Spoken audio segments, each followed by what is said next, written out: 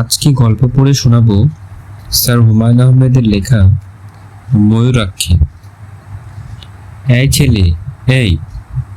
আমি বিরক্ত হয়ে তাকালাম।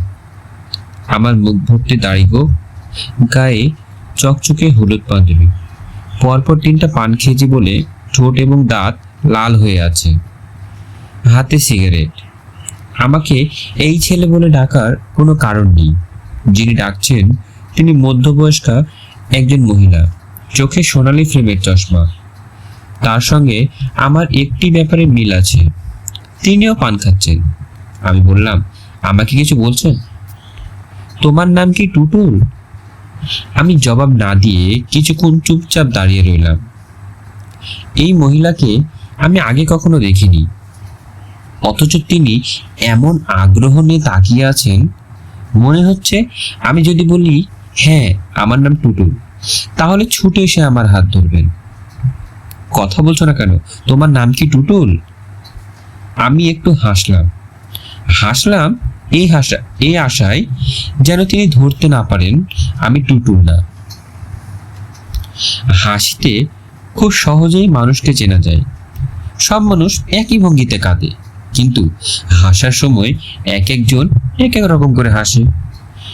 আমার হাসি নিশ্চয়ই ওই টুটুলের হাসির মতো না। আশ্চর্যের ব্যাপার, এই ভদ্রমহিলা আমার হাসিতে আরো প্রতারিত হলেন। চোখ মুখ উজ্জ্বল করে বললেন, ওমা, টুটুলি তো। ভাবছিলাম তিনি আমার দিকে ছুটে আসবেন, তা না করে ছুটে গেলেন রাস্তার ওপাশে পার্ক করা গাড়ির দিকে। আমি শুনলাম তিনি বলছেন, তোকে বলিনি ও টুটুল? তুই তো বিশ্বাস করলি না। ওর হাঁটা দেখেই আমি ধরে ফেলেছি, কেমন দুলে দুলে হাঁটছে। ড্রাইভার গাড়ি ঘুরিয়ে রাস্তার এপাশে নিয়ে এলো। ড্রাইভারের পাশের সিটটাই খালি। ভদ্রমহিলা আমার দিকে তাকিয়ে বললেন, টুটুল, উঠে আয়। আমি উঠে পড়লাম। বাইরে চৈত্র মাসের ঝাঝা রোদ। আমাকে যেতে হবে ফার্ম গেট।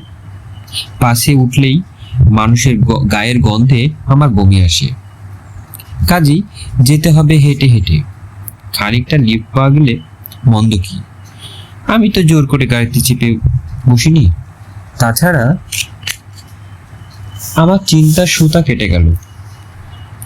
ভদ্রমহিলার পাশে বসে থাকা মেয়েটি বলল, মা, এই টুটুল ভাই নয়।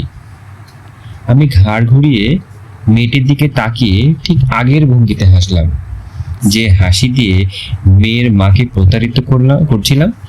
সেই হাসিতে মেয়েটিকে প্রতারিত করার চেষ্টা। মেয়ে প্রতারিত হলো না। এই যুগের মেয়েদের প্রতারিত করা খুব কঠিন। মেয়েটি দ্বিতীয়বার আগের চেয়েও কঠিন বলে বলল, মা, তুমি কাকে তুলেছ? এই টুটুল ভাই নয়, হতেই পারে না, এ অন্য কেউ। ড্রাইভার বারবার সন্দেহজনক চোখে আমার দিকে তাকাচ্ছে। আমি অত্যন্ত ঠান্ডা গলায় বললাম, সামনে চোখ রেখে গাড়ি চালাও, অ্যাক্সিডেন্ট হবে। ড্রাইভার আমার গলা এবং কথা শুনে হতভম্ব হয়ে গেল। সম্ভবত তাকে কেউ তুমি করে বলে না। আমার মতো সাজ পোশাকের একজন মানুষ অবলীলায় তাকে তুমি বলছে, এটা তার পক্ষে হজম করা কঠিন। মেয়ের মা বললেন, আচ্ছা, তুমি টুটুল না? না। মেয়েটি কঠিন গলায় বলল, তাহলে টুটুল সেজে গাড়িতে উঠে বসলেন যে? টুটুল সেজে গাড়িতে উঠে বসে যাব কেন? আপনার মা উঠতে বললেন, উঠলাম। মেয়েটি তীব্র গলায় বলল, ড্রাইভার সাহেব, গাড়ি থামান তো, ওনাকে নামিয়ে দিন। যা ভেবেছিলাম তাই। এই ড্রাইভারকে সবাই আপনি করে বলে। ড্রাইভার মনে মনে হয়তো এরকম হুকুমের জন্য অপেক্ষা করছিল। সে প্রায় সঙ্গে সঙ্গে গাড়ি থামিয়ে ফেলল, বড় সাহেবদের মতো ভঙ্গিতে বলল, নামেন। গাড়ি থেকে জোর করে নামিয়ে দেবে, এটা সহ্য করা বেশ কঠিন। তবে এ জাতীয় অপমান সহ্য করা আমার অভ্যাস হয়ে গেছে। আমাকে এবং মজিদকে একবার এক বিয়ের বাড়ি থেকে বের করে দিয়েছিল। ফোনের এক আত্মীয় চিবিয়ে চিবিয়ে বলেছিল, জানেন, আমরা আপনাকে পুলিশে হ্যান্ড ওভার করতে পারি। ভদ্রবেশী জোচ্চোরকে কিভাবে ঠান্ডা করতে হয় আমি জানি। সেই অপমানের তুলনায় গাড়ি থেকে বের করে দেওয়া তো কিছুই না। ড্রাইভার রুক্ষ গলায় বলল, ব্রাদার, নামুন। সূর্যের চেয়ে বালি গরম একেই বলে। আমি ড্রাইভারকে সম্পূর্ণ অগ্রাহ্য করে মেয়েটির দিকে তাকিয়ে বললাম, আমি ফার্মগেট যাব, ওইখানে কোনো এক জায়গায় নামিয়ে দিলেই হবে। আমরা ফার্মগেটের দিকে যাচ্ছি না। কোন দিকে যাবেন?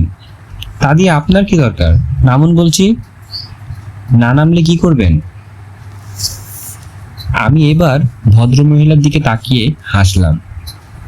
আমার মনে ক্ষীণ আশা, ভদ্রমহিলা বলবেন, এই ছেলে যেখানে যেতে চায় সেখানে নামিয়ে দিলেই তো হয়, এত কথার দরকার কি?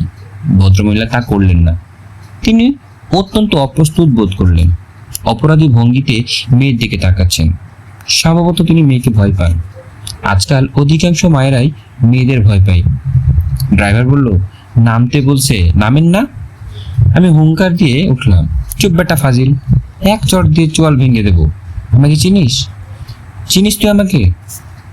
ড্রাইভার চোখ মুখ কুচকিয়ে গেল। বড় লোকের ড্রাইভার এবং দারোয়ান এরা খুব ভীতু প্রকৃতির হয়। সামান্য ধমকাধমকিতেই এরা পিলে চমকে যায়। আমার কাঁধে একটা শান্তিনিকেতনী ব্যাগ। অত্যন্ত গম্ভীর ভঙ্গিতে ব্যাগে হাত ঢুকিয়ে ছোট্ট নোট বইটা চেপে ধরলাম। ভাবটা এমন যেন কোনো ভয়াবহ অস্ত্র আমার হাতে। আমি ড্রাইভারের দিকে তাকিয়ে শীতল গলায় বললাম, এই বেটা, গাড়ি স্টার্ট দে, আজ আমি তোর বাপের নাম ভুলিয়ে দেবো।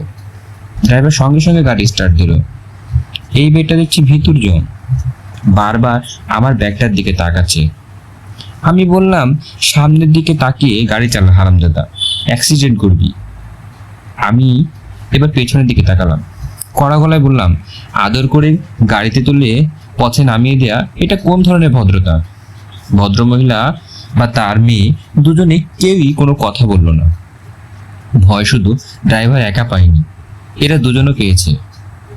মেয়েটাকে শুরুতে তেমন সুন্দর মনে হয়নি, এখন দেখতে বেশ ভালো লাগছে। গাড়ি চড়া মেয়েগুলো সবসময় এত সুন্দর হয় কেন? তবে এই মেয়েটার গায়ের রং আর একটু কম ফর্সা হলে ভালো হতো। চোখ অবশ্যই সুন্দর, ও এমনও হতে পারে ভয় পাওয়ার জন্য সুন্দর লাগছে। ভীত হরিণীর চোখ যেমন সুন্দর হয়, ভীত তরুণীর চোখও বোধ হয় সুন্দর হয়। ভয় পেলেই হয়তো বা চোখ সুন্দর হয়ে যায়। আমি সিগারেট ধরাতে ধরাতে বললাম, গাড়িতে খানিকটা ঘুরবো, জাস্ট ইউনিভার্সিটি এলাকায় একটা চক্কর দিয়ে যাও, তারপর ফার্মগেট যাব।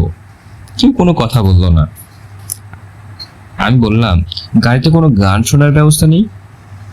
ড্রাইভার, ক্যাসেট দাও তো। ড্রাইভার ক্যাসেট চালু করে দিল। ভেবেছিলাম কোনো ইংরেজি গান বোধহয় বাজবে, তা না, নজরুল গীতি।